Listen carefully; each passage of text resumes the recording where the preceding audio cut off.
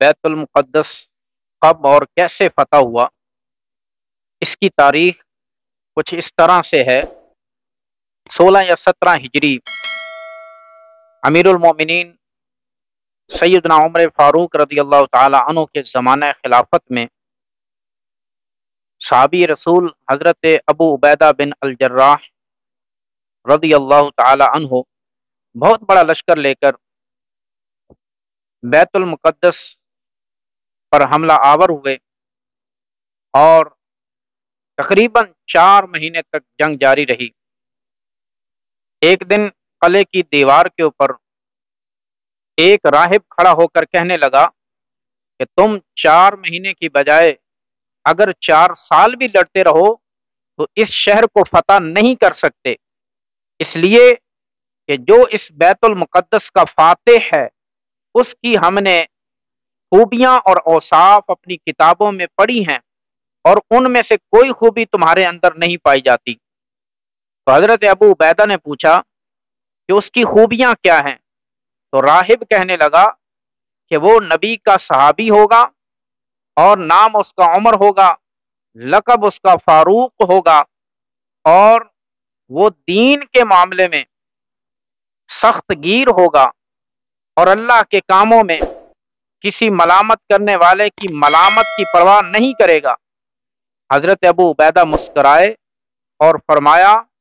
فتحنا البلد ورب الکعبہ، رب کعبہ کی قسم ہم نے شہر فتح کر لیا۔ تو کہنے لگا وہ کس طرح؟ تو آپ نے اسے فرمایا کہ جس کے اوصاف تم بیان کر رہے ہو وہ محمد الرسول اللہ صلی اللہ علیہ وسلم کے صحابی ہیں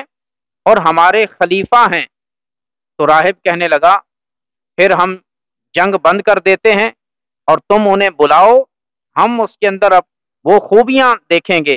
اگر وہی اوصاف اور وہی خوبیاں موجود ہوں گی تو ہم جنگ کیے بغیر ہی چابیاں تمہارے حوالے کر دیں گے۔ جب خط پہنچا، سیدنا فاروق اعظم رضی اللہ تعالیٰ عنہ روانہ ہوئے۔ بیت المقدس کے قریب کئی دنوں کے سفر کے بعد آپ کا لباس پھٹ چکا تھا، گرد آلود ہو چکا تھا، تو صحابہ کرام نے آپ کی بارگاہ میں گزارش کی کہ بڑے بڑے راہبوں سے ملاقات ہونے جا رہی ہے اور بیت المقدس فتح ہونے جا رہا ہے، اتنی بڑی خوشی کا لمحہ ہے، آپ لباس تبدیل فرما لیں۔ تو آپ نے فرمایا کہ ہمیں اسلام کی وجہ سے عزت ملی ہے، ہم اسلام کی عزت کو چھوڑ کر کسی اور عزت کو تلاش نہیں کرتے، اور نہ ہی کسی اور عزت کی ہمیں ضرورت ہے۔ آخر اس قمیض پر پیوند لگائے گئے، دھویا گیا، اور سیدنا فاروق اعظم رضی اللہ تعالی عنہ راہبوں کے سامنے تشریف لے گئے، اور انہوں نے جب وہ خوبیاں دیکھیں تو راہب نے اعلان کر دیا کہ واقعی بیت المقدس کے فاتح یہی ہیں، اور انہوں نے بڑے آرام سے چابیاں حضرت سیدنا فاروق اعظم کے حوالے کر دی، اور یوں بیت المقدس فتح ہو گیا۔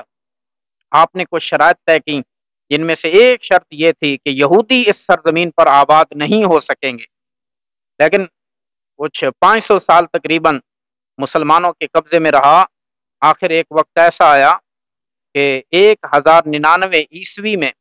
صلیبی جنگوں کے نتیجے میں عیسائیوں نے پھر قبضہ کر لیا اور لوٹ مار کی، مسلمانوں کا قتل عام کیا۔ اس کے بعد بہت عرصہ تک سیدنا حضرت سلطان صلاح الدین ایوبی رحمۃ اللہ علیہ، انہوں نے دوبارہ سے 583 ہجری بمطابق 1187 عیسوی کو دوبارہ سے بیت المقدس کو فتح کیا اور قبضہ چھڑایا۔ اس کے بعد سے لے کر تقریباً 1948 تک یہ مسلمانوں کے زیر نگیں رہا۔ سلطان عبد الحمید ثانی رحمۃ اللہ علیہ، ان کے زمانے میں انہوں نے بہت کوششیں کی، یہود نے ان کو خریدنے کی کوشش کی، 50 لاکھ سونے اور چاندی کے سکے آپ کو بطور تحفہ پیش کیے اور صلح کی پیشکش کی، اور کہا کہ ہمیں ایک ٹکڑا زمین کا رہنے کے لیے دے دیا جائے، لیکن آپ نے تاریخی جواب دیا، فرمایا کہ اگر پوری روئے زمین کا سونا چاندی بھی لا کر میرے قدموں میں رکھ دو تو ساری دنیا کا سونا چاندی میرے جوتے کی نوک پر ہے۔ جس سرزمین کو مسلمانوں نے اپنی جانے دے کر حاصل کیا، میں اس سرزمین کا سودا نہیں کر سکتا۔ لیکن 1948 میں پھر امریکہ، برطانیہ، فرانس، ان کے تعاون سے یہودیوں کو فلسطین کی سرزمین پر آباد کیا گیا اور اسرائیل کے نام سے ایک ریاست کا قیام عمل میں لایا گیا، اور آج بیت المقدس اور فلسطین کی سرزمین یہود کے قبضہ میں ہے،